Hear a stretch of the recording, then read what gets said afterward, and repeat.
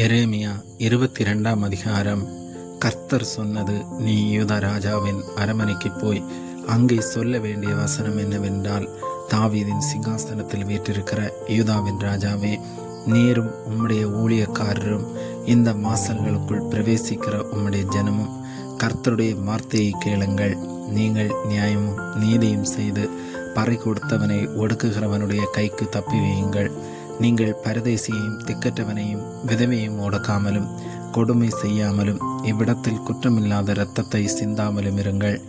இந்த வார்த்தையின்படியே நீங்கள் மெய்யாய் செய்வீர்களாகில், தாவீதின் சிங்காசனத்தில் உட்கார்ந்திருக்கிற ராஜாக்கள் இரதங்கள் மேலும் குதிரைகள் மேலும் ஏறி அவனும் அவன் ஊழியக்காரரும் அவன் ஜனமுமாக இந்த அரமனை வாசல்களின் வழியாய் உட்பிரவேசிப்பார்கள் என்று கர்த்தர் சொல்லுகிறார்.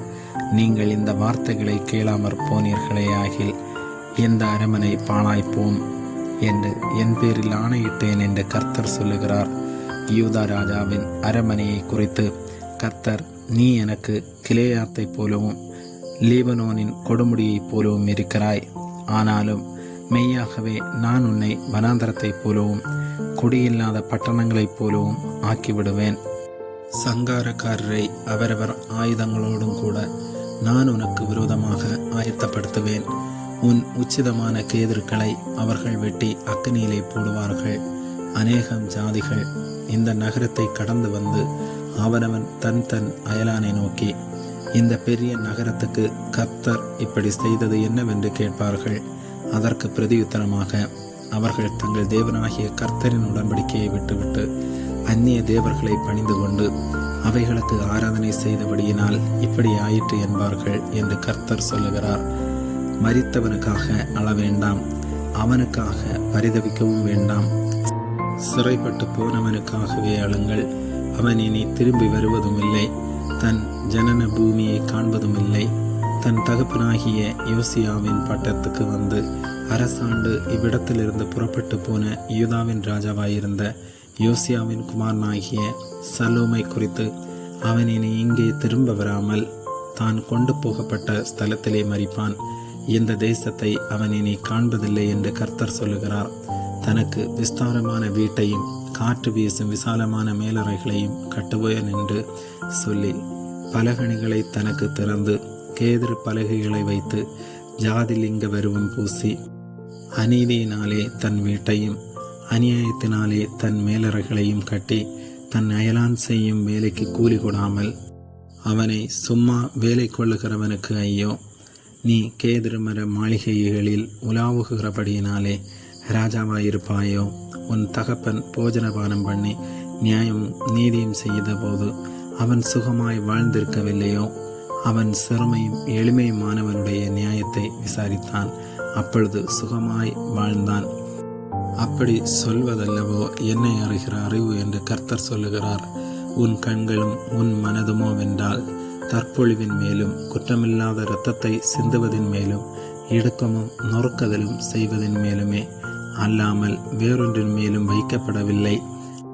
ஆகையால் கர்த்தர் யோசியாவின் குமாரனாகிய யோயாக்கிம் என்கிற யூதாவின் ராஜாவை குறித்து, ஐயோ என் சகோதரனே, ஐயோ சகோதரியே என்று அவனுக்காக புலம்புவதில்லை. ஐயோ ஆண்டவனே, ஐயோ அவருடைய மகத்துவமே என்று அவனுக்காக புலம்புவதில்லை. ஒரு கழுதை புதைக்கப்படுகிற வண்ணமாய் அவன் எருசலேமின் வாசல்களுக்கு வெளியே இழுத்தறிந்து புதைக்கப்படுவான் என்று சொல்லுகிறார். லீபனோனின் மேலேறி புலம்பு, பாசானில் உரத்த சத்தமிடு, அபரிமிலிருந்து கூப்பிட்டு கொண்டிரு. உன் நேசர் அனைவரும் முறிந்தார்கள். நீ சுகமாய் வாழ்ந்திருக்கையில் நான் உனக்கு சொன்னேன், நீ கேளேன் என்றாய். உன் சிறு வயது முதல் நீ என் சத்தத்தை கேளாமற் போகிறதே உன் வழக்கம். உன் மேய்ப்பர்கள் எல்லாரையும் காற்று அடித்து கொண்டு போகும். உன் நேசர் சிறைப்பட்டு போவார்கள். அப்போதல்லவோ உன் எல்லா பொல்லாப்பு நிமித்தமும் நீ வெட்கப்பட்டு இலச்சையடைவாய். லீபனோனில் வாசமாயிருந்து கேதுரு மரங்களில் கூடு கட்டி கொண்டிருக்கிறவளே, வேதனைகளும் பிள்ளை பெறுகிறவளுக்கொத்த வாதையும் உனக்கு வருகையில் நீ எவ்வளவு பரிதபிக்கப்படத்தக்கவளாயிருப்பாய். யூதாவின் ராஜாவாகிய யோயாக்கிமின் குமாரன் கோனியா என் வலது கையின் முத்திரை மோதிரமாயிருந்தாலும் அதிலிருந்து உன்னை கழற்றி எறிந்து போடுவேன் என்று என் ஜீவனை கொண்டு சொல்லுகிறேன் என்று கர்த்தர் சொல்லுகிறார். உன் பிராணனை வாங்க தேடுகிறவர்களின் கையிலும் நீ பயப்படுகிறவர்களின் கையிலும் உன்னை ஒப்பு கொடுப்பேன். பாபிலோன் ராஜாவாகிய நேபுகாத்நேச்சாரின் கையிலும் கல்தேயரின் கையிலும் ஒப்பு கொடுப்பேன். உன்னையும் உன்னை பெற்ற தாயையும் உங்கள் ஜனன பூமி இல்லாத அந்நிய தேசத்திலே துரத்தி விடுவேன். அங்கே சாவியர்கள் திரும்புவதற்கு தங்கள் ஆத்துமா வாஞ்சிக்கும் தேசத்துக்கு அவர்கள் திரும்பி வருவதில்லை. கோனியா என்கிற இந்த மனுஷன் அவமதிக்கப்பட்ட உடைந்த சிலையோ, ஒருவரும் விரும்பாத பாத்திரமோ, அவனும் அவன் சந்ததியும் தள்ளுண்டதும் தங்கள் அறியாத தேசத்திலே துரத்திவிடப்பட்டதும் ஏது? தேசமே, தேசமே, தேசமே, கர்த்தருடைய வார்த்தையை கேள். இந்த புருஷன் சந்தானமற்றவன், தன் நாட்களில் வாழ்வடையாதவன் என்று இவனை குறித்து எழுதுங்கள். அவன் வித்தில் ஒருவனாகிலும் வாழ்வடைந்து தாவீதின் சிங்காசனத்தில் வீற்றிருந்து யூதாவில் அரசாளப் போகிறதில்லை என்று கர்த்தர் சொல்லுகிறார். ஆமேன்.